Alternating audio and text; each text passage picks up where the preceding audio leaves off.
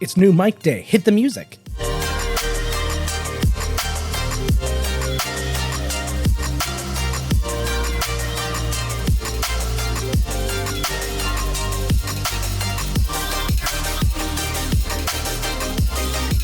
Hey everybody, welcome back to the channel. I am Joe Finley, and today we are looking at the Movo UM300 USB microphone. And right off the bat, not a bad looking little mic. So you can see here the stand, nice bass, heavy down here.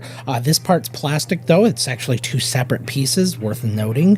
These parts unscrew so you can detach the microphone to put it on an arm, which we're going to do in a moment. And then just a few minor controls up front. So here we've got our dial. Currently it's blue. That's controlling my headphone volume. I've got the headphones plugged directly into the bottom here.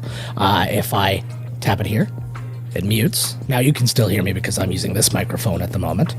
And we can unmute that. And if I hold it down, you'll see the light turns purple. And now it's controlling the gain. And then I can turn it up, turn it down. You get the idea. And then down here, we have a polar pattern selector. Right now we have the omnidirectional selected. And then here's the cardioid. We'll have a listen to what that sounds like when we get it up on the arm. But overall, pretty nice. This part, really light feeling, really cheap. So let's just get it up on the arm right now and see what it's like. Okay, so we've got the mic up in front of our face right now. It mounts fine, no problem. You do need that adapter for this type of mic arm, just so you know.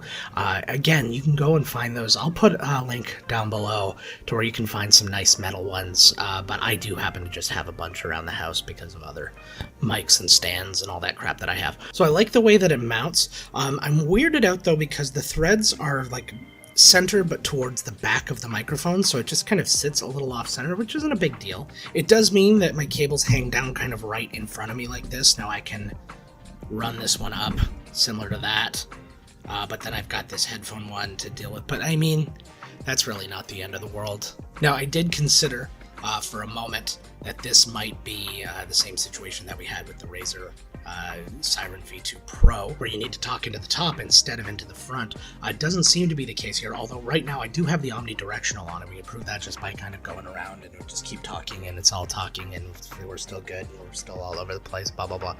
But now let's switch over to the cardioid and hear how that sounds like. Okay, so this is the cardioid.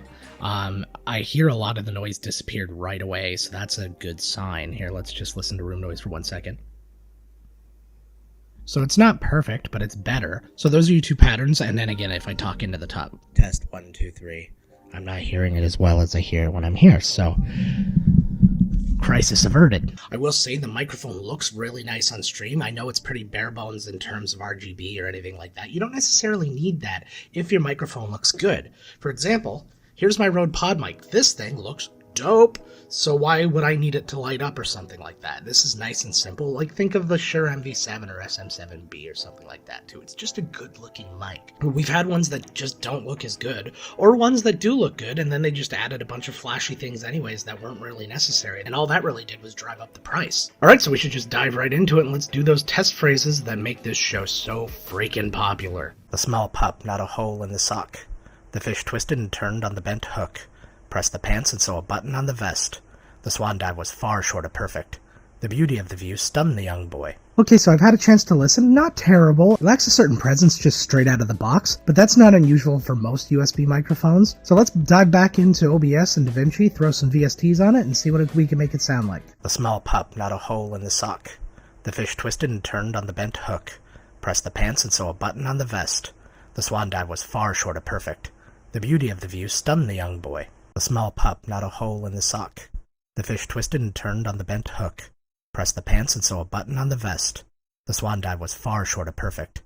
The beauty of the view stunned the young boy. The small pup, not a hole in the sock. The fish twisted and turned on the bent hook. Pressed the pants and sew a button on the vest. The swan dive was far short of perfect.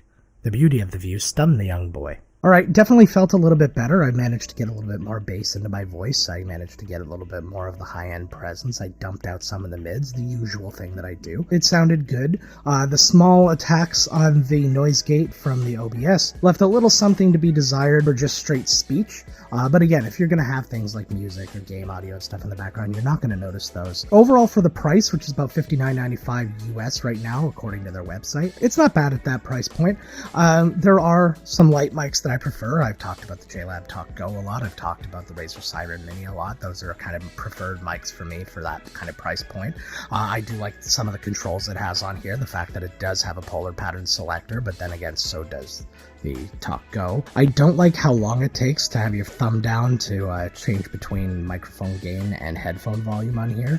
Also found that the headphone volume kind of lacked. I mean, I really had to kind of jack it up to the max to even hear myself remotely acceptably. But yeah, overall not bad. If you can get this on a sale or something like that, it could be a very serviceable mic for you. I have my other recommendations, but just this one standalone, not too shabby. And again, I do like the way it looks on stream. It's got a really nice black, just the way the light's hitting it right now too. So pretty. Where have you been all my life? But that's all I got for this one, guys. Make sure to hit like and subscribe, hit the notification bell to find out when I got new videos coming. We got lots of stuff planned for you. And go reach out to me on Twitter at MiscastJoe. I love to hear from people there as well. Thanks again for all the support, guys, and until next time, let's get to work.